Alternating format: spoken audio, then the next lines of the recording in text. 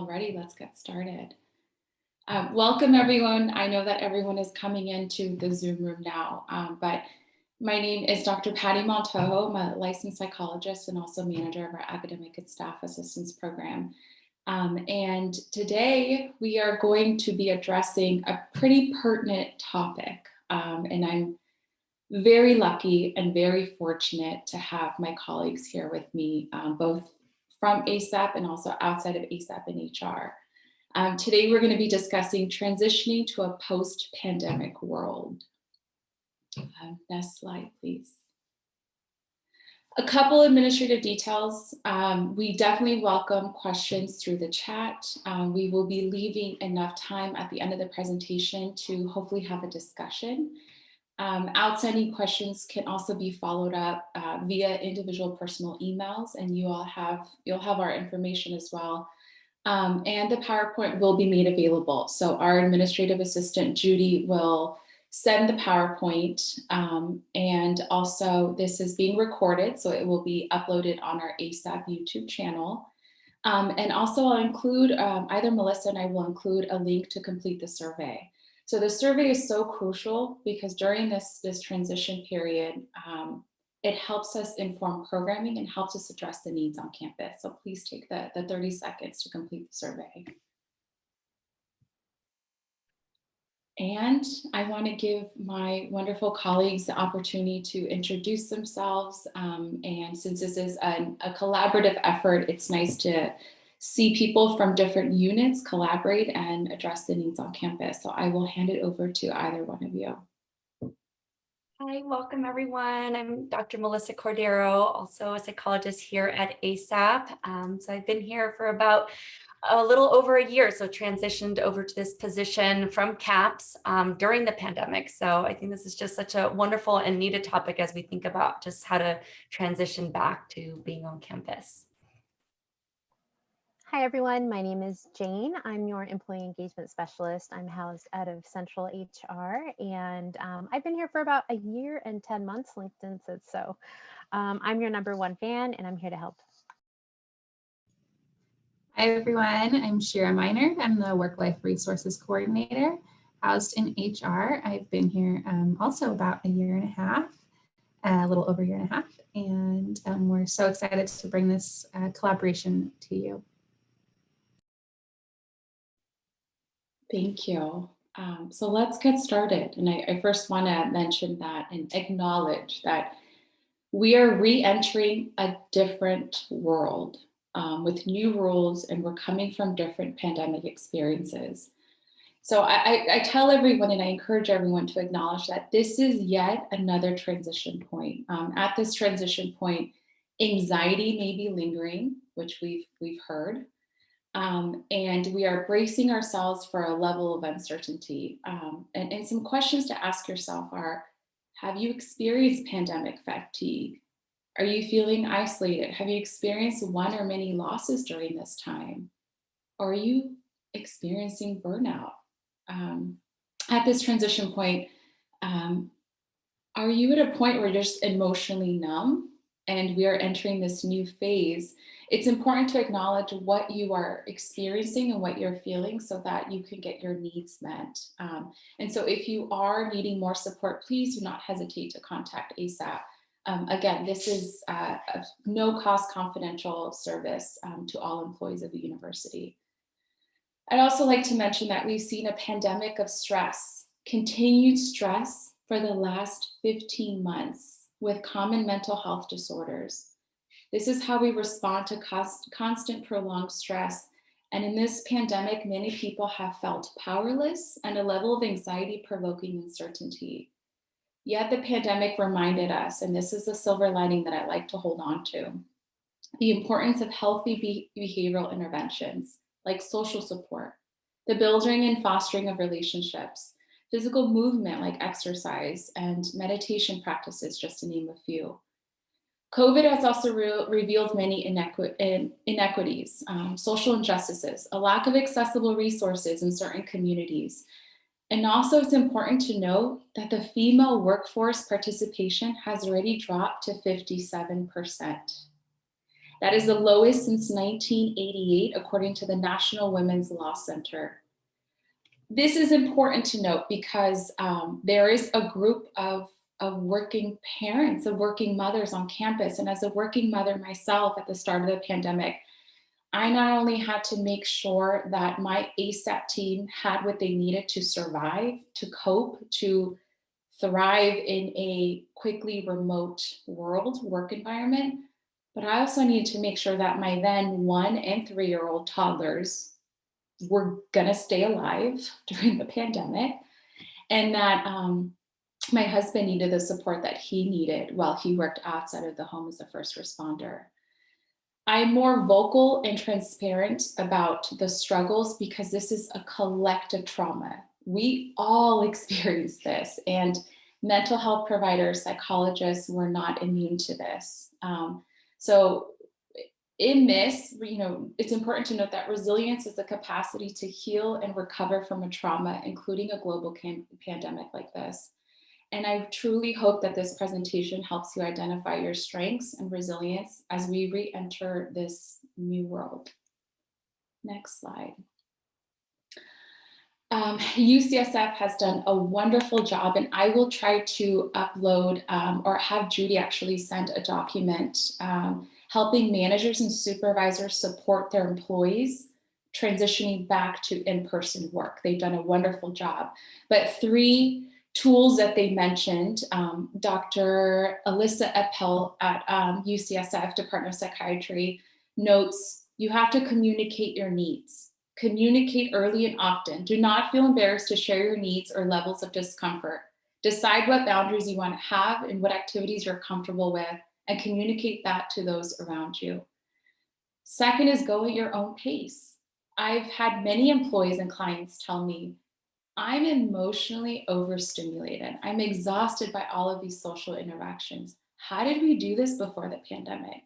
And I want to remind everyone that for the last 15 months, we've lived very close pod lives in our homes. And we cannot just transition back to the world that we had because we are going to be overstimulated and exhausted. So please go at your own pace. Lastly is view change as a way to build resilience. And I've mentioned this before, but the ability to move forward, to heal, and the ability to rebound after challenges. Dr. Torres from UCSF School of Nursing states, when the routines we carefully build and cultivate before, during, and after this pandemic are broken, we can find resilience to build new ones. And let me tell you, we're building new routines at this point. Next slide. Our post-COVID world, and I welcome you all to engage in the chat, but how do you imagine pandemics to create this kind of change to our society? Over the past year, some experts proclaim that the world after COVID would be a completely different place with changed values. My colleagues will talk more about this more in depth, but we've experienced societal unrest, stunted child social development, mental health crises, which we're seeing arise and even more, exacerbated inequality, and the worst economic recession since the Great Depression. This is all that we've been through. So it is common behavior for people to reevaluate their priorities and their values and make some different decisions, make some changes based on those values. One really great project, research project that I'm going to mention in these next 2 slides is called the World After COVID Project, where they interviewed 57 researchers, and they reflected on the positive and negative social or psychological changes that might occur after the pandemic. And so this is pretty fascinating, and I'm looking forward for you to see if any of this resonates with you. Next slide. 3 opportunities post-COVID.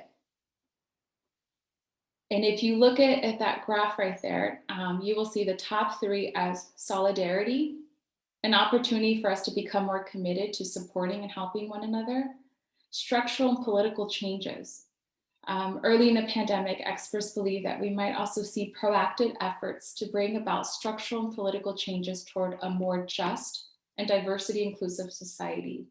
And the third top priority or opportunity being renewed social connections. We have noticed, and it's been made apparent in this pandemic, that we are social beings and social support is a huge protective factor. So I encourage you, in looking at this screen, what fits your experience? Have you experienced perhaps more gratitude? Have you experienced more work-life harmony or balance? Or do any of these resonate with you? Next slide. When we talk about opportunities, we always mention risks. And how about the predictions for negative consequences of the pandemic? And two of them, unfortunately, being increased prejudice or racism. Many experts discussed how the conditions brought about by the pandemic could lead us to focus on our in-group and become more dismissive of those outside of our circles. The second being political unrest, and we saw this at the start of 2021. Many experts discussed how a greater focus on our in-groups might also exacerbate existing political divisions. Dr. Jeste, the past president of the American Psychiatric Association, stated, political polarization that we are observing today in the US and the world will only increase. And this is a hypothesis. Last slide for me is just bringing it back home and saying that the future will tell whether or how the current pandemic has altered our societies. And as we embrace the pandemic summer, which I cannot believe we're almost half the year completed, not only is it important to acknowledge the adversities and the challenges and the risks that perhaps we've endured or witnessed, but it's important to remember that the pandemic may also lead to hopes for the years ahead. And now I will next slide and hand it over to Melissa.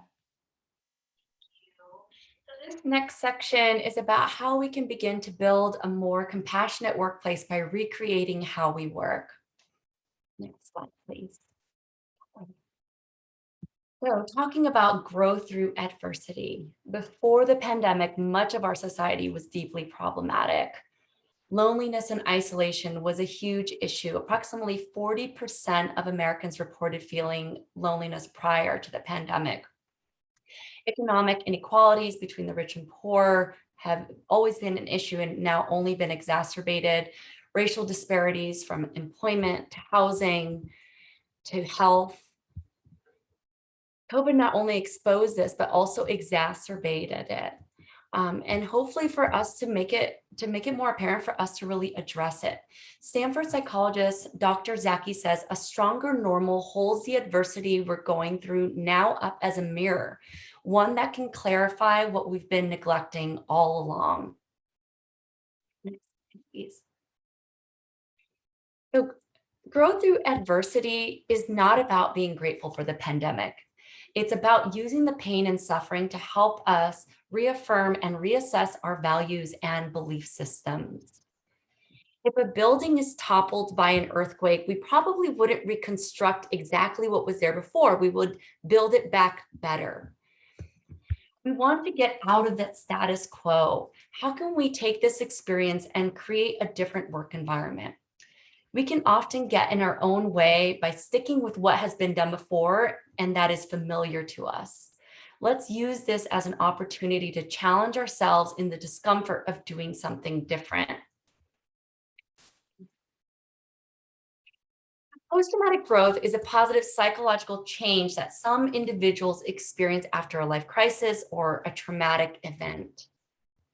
Post-traumatic growth doesn't deny deep distress, but rather posits that adversity can unintentionally yield changes in understanding oneself, others, and the world. Compassion and understanding can emerge from disaster. We hope to use this as an opportunity to begin to shift what hasn't been working for a long time. Next slide, please. So 42% of Americans had a career light bulb moment as a result of the pandemic. This brought light to what is most important to us and what just wasn't working for us anymore. The current climate has inspired employees to reevaluate what is meaningful and more in alignment with their values. Next slide. So these are 3 key factors in creating a more positive work environment. We want to look at our values, asking ourselves, what would make our work more meaningful? And for supervisors or directors, how can you reimagine your department to work more harmoniously? And how can you support not only your own values, but those of your employees so that we can all create a better work environment? How can we increase workplace community by beginning to have these conversations, by beginning to be more open about this process and build more trust as we begin to re-enter the workplace and really evaluate what wasn't working before? How can we make changes around that? And then lastly, individual control. So important to feel like we can have some flexibility about how we approach the work that we do. So asking ourselves, is there space to innovate? Is there flexibility in how we used to do things that maybe isn't working anymore and that we can reassess and reevaluate? Next slide, please. So a recent study showed that more than 2/3 of employees are concerned about returning to the workplace. Going back to the office can also come with some benefits, like loneliness can decrease, as well as easier ability to establish firmer boundaries between work and home life. But it's so important to have a plan on how to go about this. Next slide. So we want to start off by creating an ideal plan for yourself and communicate this with your supervisor as soon as possible. Ask yourself, what would you need to feel supported during this transition? How can you incorporate what you value most into this plan? And what are your needs? So Shira will be talking more about this in detail, but the options are, is it possible with your role on campus to have a hybrid schedule or to be remote, at least maybe part of the time, if not all the time, depending what your role is? Also, the opportunity for employee-initiated reduction in time or a flex schedule. Next. So really important to have some guidelines for this flexibility. Asking yourself, can this work actually be done at home if students are on campus? I know that this is different for everyone. Or even seeing if part of it can be done at home and creating maybe a hybrid schedule if that is possible. And then just looking at what other options are possible given your own role on campus. Next slide. So we want to begin to create an open environment. It's important to recognize that people's lives have changed radically during the pandemic and that this shift isn't going to reverse overnight. The old ways of thinking and working are gone and they're not coming back. Instead of going back to square one, how can we begin to shape the new way of working? So let's begin to understand the new priorities and expectations of employees in your department. Address the preferences and thoughts of your staff with flexibility, understanding, and compassion. Decision-making cannot just be done at the top level without collaboration, understanding, and flexibility. Now more than ever, departments must create an open environment and listen to their staff and create a future way of working that enables everyone to thrive. This will lead to more increased workplace trust and engagement. Next slide. Whether your department chooses to implement a hybrid, remote, or a traditional office-based model, departments shouldn't have employees come back into the workplace until they have a return to work plan that lays out clear guidelines. People have had their life filled with uncertainty this year. Being transparent about expectations will give employees time to digest and prepare for new ways of working, whatever they might be. Most importantly, we want to connect to the fact that we are all human and to really embrace this. This past year has been tough on everyone, regardless of job titles or responsibilities. Above everything, it has shown that we are only human, and we can't forget this as we look at new ways of working. Ask yourself, how is your staff really feeling about returning to the office? Checking in to see what are their main concerns and really engaging in empathic listening. By starting this conversation, you can actively help employees feel they're working in a safe environment that encourages open communication and empathic listening. By sharing your own personal challenges when it comes to the new ways of working, even if you don't have a clear plan, be vulnerable, humble, and open about how you're thinking about managing your own challenges. It's time to ask questions with courage and listen with humility.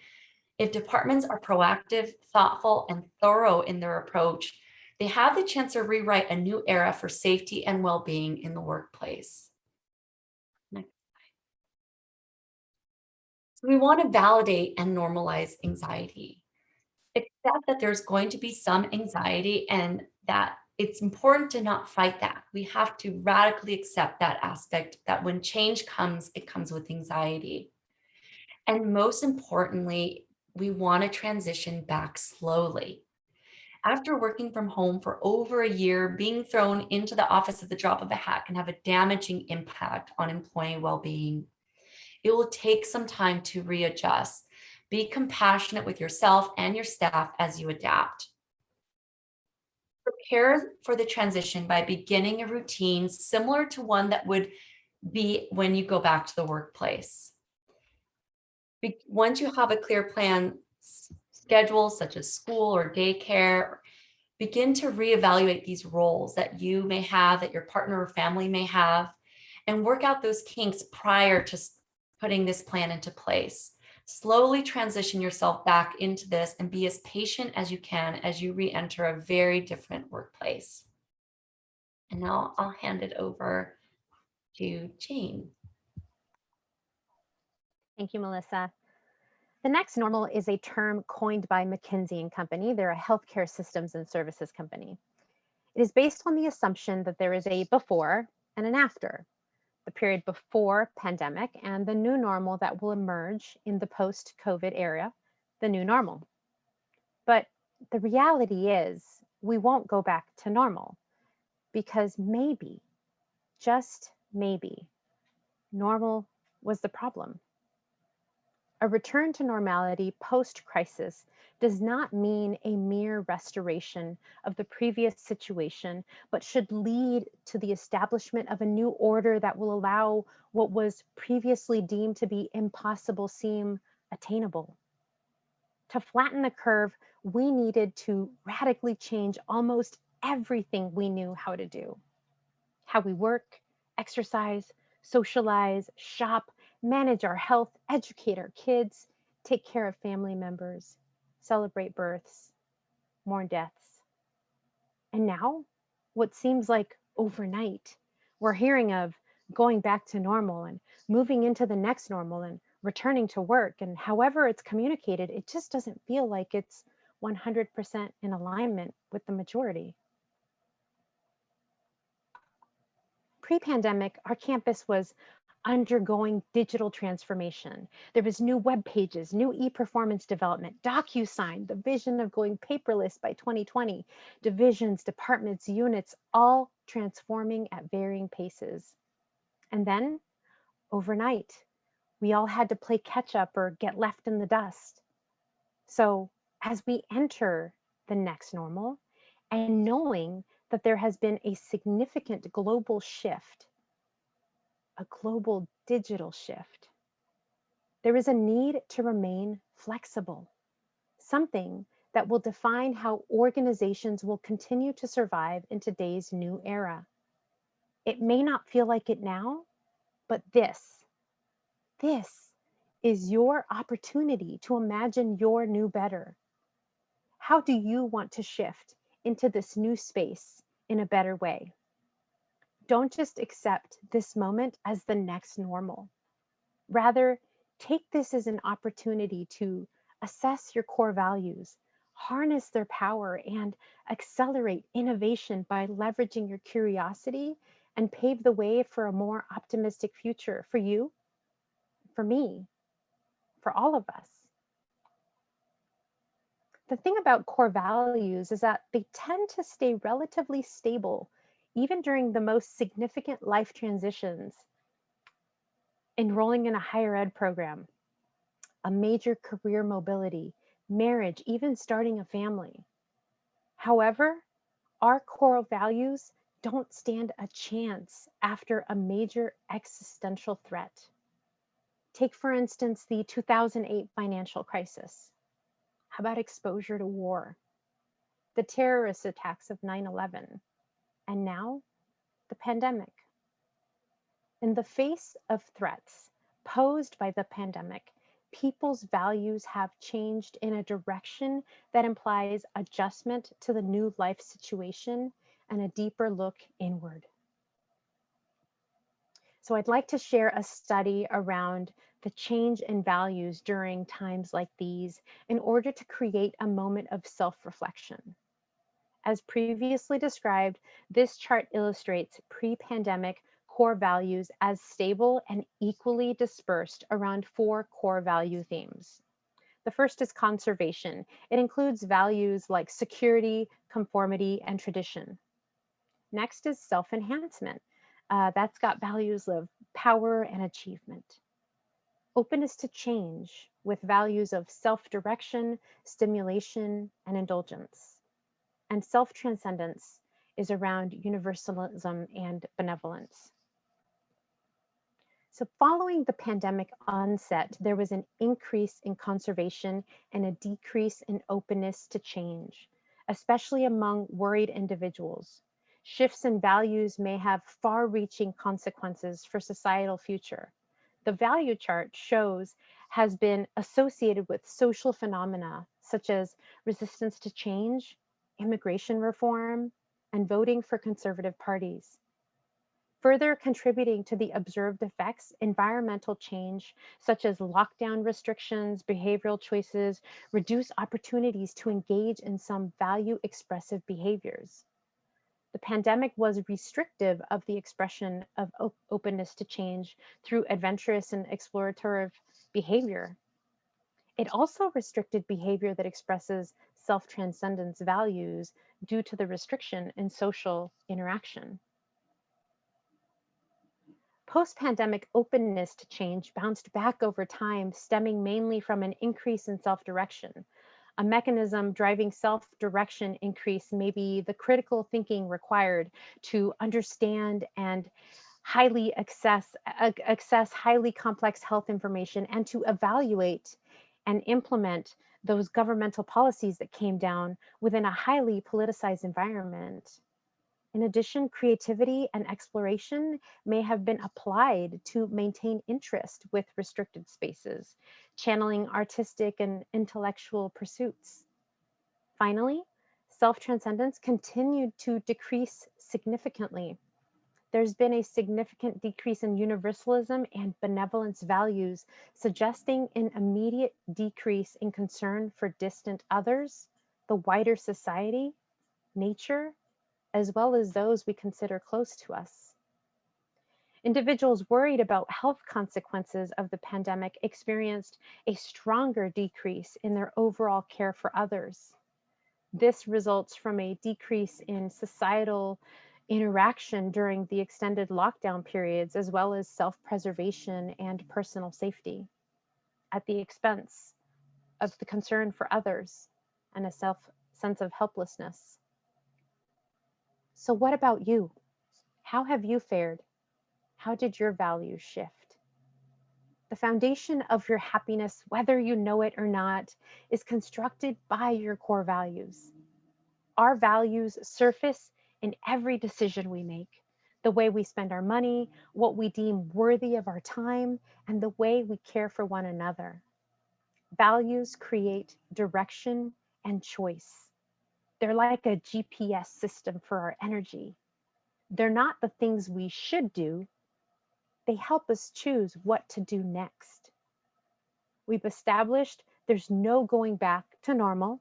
Instead, we are transitioning forward into the new, better, to seize the opportunity and revisit and evolve beyond our former values.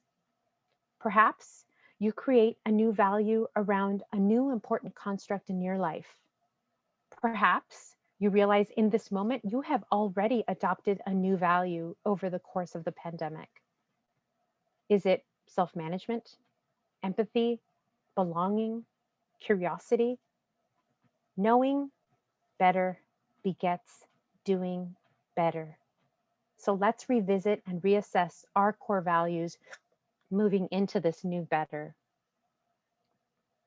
Discovering what your core values are can really increase your confidence and make it easier to make decisions based on what you've identified, whether a decision aligns with your values. Knowing your values can also help in choosing a career or knowing whether to change careers. Discovering your values takes time and a lot of self-reflection. Everyone has different values that drive their job satisfaction. This list is not exhaustive, but it will give you an idea of some common core values. My recommendation is to select 5 core values to focus on, because if everything is a core value, then nothing is really a priority. And once you've identified those 5 core values, an integrity check helps answer if you are actually living like the type of person that you claim to be, the type of person that you know yourself to be. So this is a series of questions that can help you gauge your own integrity based on your core values. The first question is, what are the core values that drive my life and work? And are these values still serving me? And how am I living and working with integrity right now? And how is my work supporting or detracting from my values? How can work better support my value system? And how can I set a higher standard for my future? Now, it's one thing to declare core values, but it's yet another to actually truly live them. You want to start small. Take one step, take 2 that feel accessible to you to ensure authentic success. There is a method to the madness of harnessing your core power and living out loud. So we're going to go ahead and talk about those. The key to daily application of your core values is to establish behavior that keeps them front of mind. You want to identify the opportunities that will lead to success and mitigate experiences that will veer you off course. So here's the method. Number 1, put them where you can see them. My 5 core values, as you saw on the other slide, they're all single words. And I like to put them in multiple places. So you can put them on a Post-it note. You can put them on your screensaver, your home screen, anything else that's in the line of your sight. It's important not to have to go dig into your brain and remember what your core values are. And discuss them with your close friends and family, colleagues, mentors, supervisors. Share them. Get into the habit of using them to describe your thoughts, your feelings, your behaviors. My core value of transparency is important to tap into when dealing with the critical people in my life. The more intimate the discussion, the more your values will live out loud. The most impactful way to use your core values is to manage the company that you keep. Other people don't share the same core values, but they don't need to fit them. One of my core values is creativity. Of course, I don't require everyone in my life to be creative per se, but I do need them to be supportive of a creative approach. Otherwise, it might just lead to a useless conflict. Time is a very limited commodity that other people will consume. Use your core values to make sure that your time is being spent with people who leverage you for your values and appreciate you for them too. Core values are a great filter that help you make good decisions. When I look at my daily tasks, I use my values to evaluate whether or not they're the right things for me to be doing. I determine each day if my task meets my core value of significance. I want to know that everything that I do will will achieve maximum results and yield maximum significance for myself and for others. Making sure everything you do is consistent with who you are, you'll find your day running efficiently and effectively. Core values take on a whole new life when they become an integrated part of your dialogue. So even casual conversation can spur an opportunity to express yourself through your value speak. Since consistency is one of my values, I often use that word to explain why I must stay true to myself and give others the space to consistently show up as themselves too. Make your values a part of your normal vocabulary, and you won't have to remind yourself what they are. Your personal core values are the basis for determining your preferred future. Every opportunity and goal should be looked at through the lens of your core values, or you will create unnecessary self conflict and struggle within your own journey. So take a moment every now and then to strategically plan and really think about how your life objectives and core values truly fit with one another. And as long as they're in sync, your mind and your soul can work together to accomplish great things. The only way to truly improve is to see where you have strayed from your core values. So take that time to reflect and determine if your behavior is consistent with your core values. Here, I apply my core value of vision and examine my day for misalignment because I'm human and there's always something I could have done better. So I consider the better alternative and I look to improve tomorrow. And because there's no wrong way to have fun and there's no reason to beat yourself up, wish yourself better luck next time. Embrace the benefits of living your value out loud and enjoy the personal growth that comes with it. Now that you've taken a moment to reflect, let's transition forward with resources at hand. Thank you, Jane. So thinking about everything that we talked about today, reentry anxiety, our hopes for the future of work, your values, Patty and Melissa talked about how to pace yourself, to maybe think about this period of change as post-traumatic growth, to advocate for yourself. And Jane helped us dive deep into our values to live out loud as we step into this new better. And now I want to talk a bit about the support that we have in moving into this new better through virtue of being campus employees, the tools, policies, and resources that we have and that we will have to help you talk about your new better. So let's explore some of these together. So we have resources to meet your needs, resources for your family, to meet the needs of your team and your department, and to connect with the university and our greater community. So these are just a sampling of the resources that this group here is heavily involved in. And you know, as Patty mentioned earlier, if you're feeling anxious, if you're feeling unsure, ASAP offers those short-term therapy appointments and the wellness groups, referrals to longer-term care. And also we have options to get outside, both on campus and in our community. And so when you do receive these slides, you can just click on that button and it'll take you to our work life page and some easy management resources. So we'll explore that a little bit more. If you're wanting to reconnect, whether that's with campus groups or events on Shoreline, this RecSun link will take you to specific opportunities for staff and faculty. But of course, many of the RecSun opportunities are available for everyone.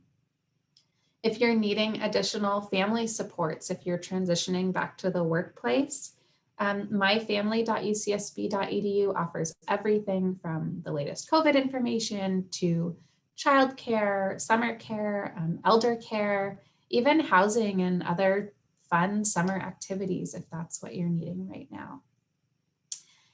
And then if you are wanting a flexible work arrangements, those might be available to you and your team. So please do explore those options. We're going to talk a little bit more about flexible work arrangements, and then we'll take a brief tour of our new HR website and the resources that we provide.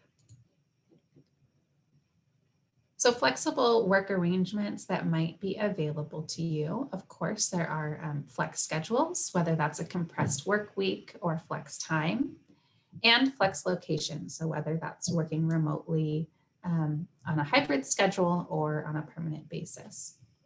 Remember that not everything is going to change just because your schedule changes. But we do know that flexible work arrangements have a high potential for enhancing employee performance.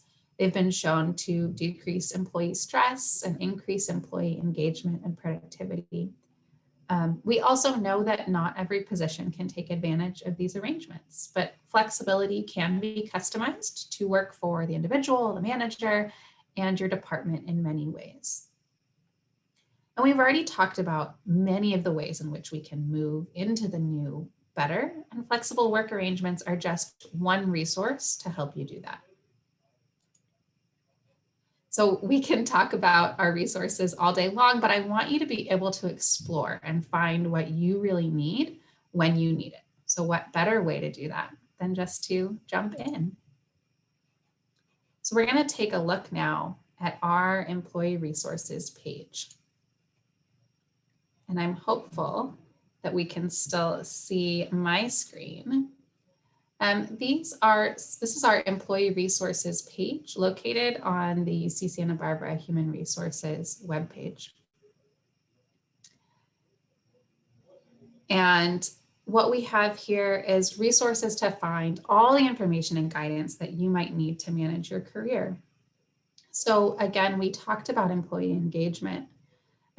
Whether you are in your first year or you've been here for 15 years, 20 years, looking for new ways to engage and come back. We also, of course, have ASAP here, your benefits information. Maybe you have questions about your healthcare and you need to talk to the healthcare facilitator. If you have a leave coming up in the leave administration, we'll dive a little bit more into work-life resources. And if you do need workplace accommodations, workplace adjustments related to a medical condition, you can click there as well. And then, of course, we'll look at some alternate schedules here. Just so you are aware, we are currently working on updating this page. So this will say flexible work arrangements here. But let's dive in a little bit deeper to our work-life resources.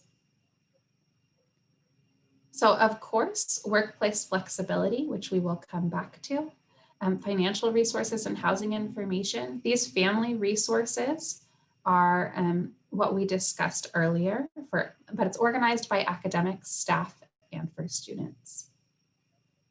We have, of course, some new information.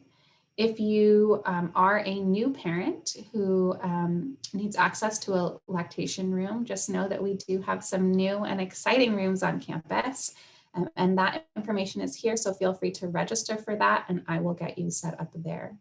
There are always health and wellness resources and easy action steps. So whether that's maybe you learned while you were working remotely that taking a walk on your lunch break is really a great way to stay active during your day. So we have some tips under Be Active to continue that, whether you're on campus or working remotely. We also have some tips for work-life integration, both for supervisors and the employee. And then I'll scroll back up here and just briefly, we will explore our flexible work arrangements. So again, this page is currently being updated, but I just wanted to bring you here because it does have some great information about flexible work schedules, whether that's flex time, compressed work weeks, or reduced roles, that will help you start to have a conversation. As this information is updated, we'll be sending out into the campus.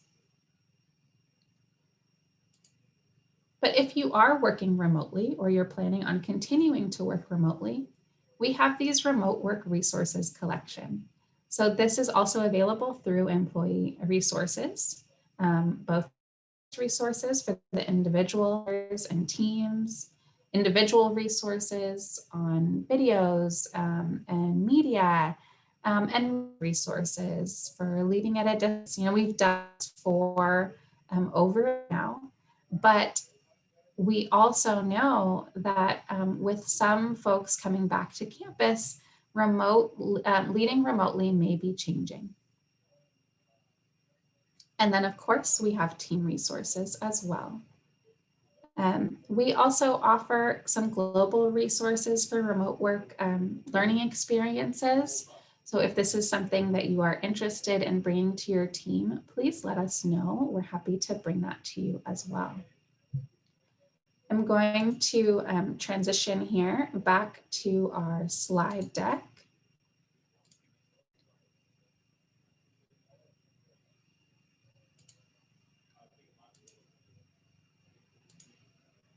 And we'd like to keep the conversation going. So if you have questions, I am going to stop sharing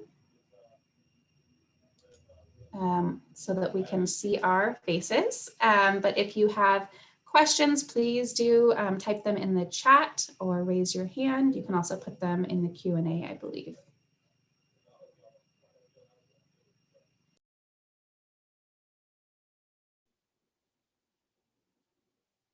Questions, comments? I know some of the questions posed in the chat were addressed, but yes, this PowerPoint will be made available.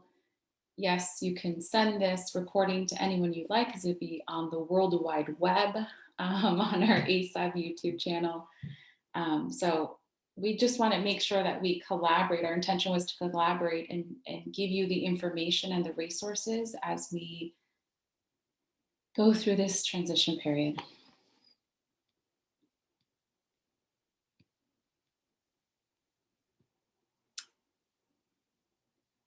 If there are no questions or comments. It looks like there is a question.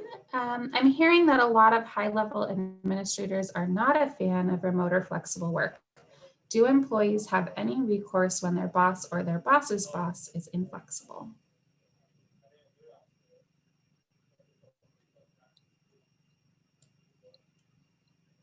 I will go ahead and answer that. I mean, I think this is going to be an ongoing conversation. Of course, you can go kind of up your chain, right? So if you are having a problem with your direct supervisor, perhaps that's a conversation with the ombuds office or your department. And then we will be providing some guidance to help managers and supervisors as well. I'll also, and a follow-up email sent by Judy, I'll also send a really great resource created by UCSF, helping managers and supervisors have these perhaps difficult conversations with their employees, and also helping employees understand what they need so that they can communicate that. So that will be sent in the email as well. There's a question, would you recommend we get our new WorkFlex schedule in writing? Yes, absolutely. And we'll have additional guidance for departments on that soon. Another question asking if we have heard that UCOP is reviewing, or that they have heard that UCOP is reviewing all job titles to determine which are suitable for remote work and which are not. When will that assessment be complete? I'm not sure if either of you know that answer.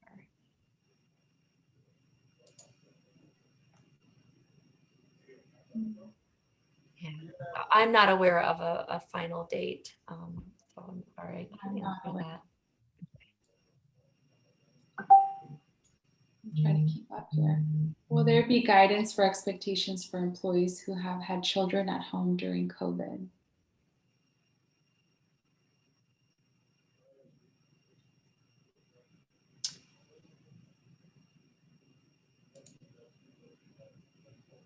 Will there be guidance? or expectations? I think I need a little bit more information about the question. Is it around working remotely or childcare resources? I'll wait to see if more information is provided. What would you recommend for remote only teams in order to keep the spirit of community and collaboration and avoid silos? That is a great question. I mean, I just think from my perspective and from ASAP's perspective is integrating those times to connect socially. I know Jane does a really great job for HR, and we have these coffee times and I know, Jane, you can chime in with all of your creativity because it's not my strength. And so just making sure that people have time to connect and they can not only connect via work, but also connect on a human level, and they can create that camaraderie virtually. But Jane, I'll let you chime in.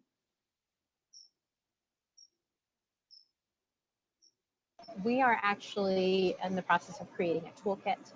And this toolkit will enable teams and departments to really create the culture that you need to thrive. So it's really an embracing toolkit, something that will help everyone in the team feel like they're a part of the team, whether they're remote that day or remote permanently or whatever have you. We're all going to have different types of teams, and we all have our own culture. So we will be providing a toolkit to help bring that culture to life. And there will be toolkits for different demographics. And Lisa did comment in the box that the UCOP perhaps is something in a rumor mill. Lisa is our interim HR director, so she would know best. So I had not heard that either.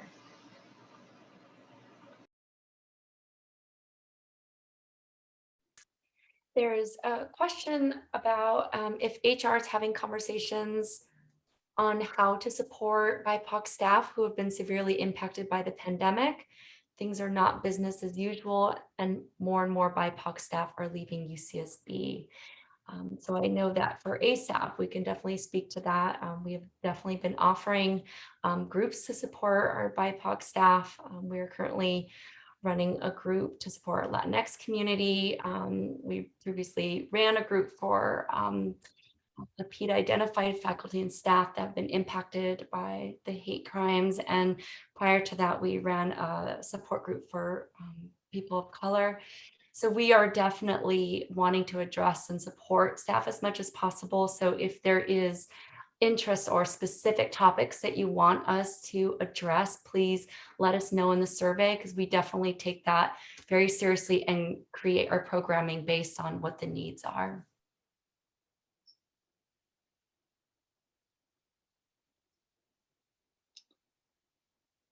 The follow-up question is, if you plan to continue to work from home, will there be guidelines that state you cannot also be caring for children?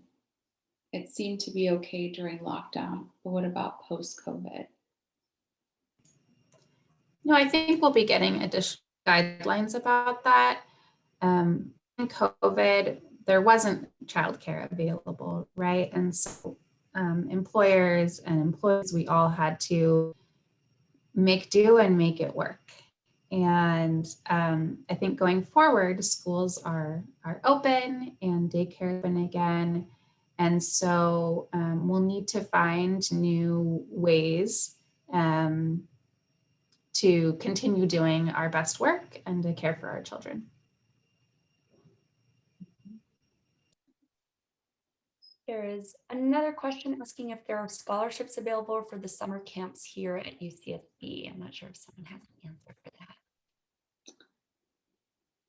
I would recommend looking on the website. I know personally I'm putting my son in swim lessons, and I know that I believe I saw something about a scholarship, and there is also a wait list for some of the summer activities. So I don't know if Shira, you know about any scholarships, but I want to say I'm about 95% sure I saw information regarding financial assistance. And specific availability for campus employees, but that's definitely a question for the Rec Center staff.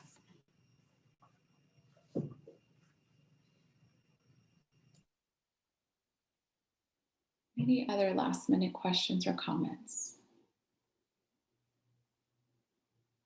You are very, very welcome. I will take any opportunity to collaborate with Shira and Jane.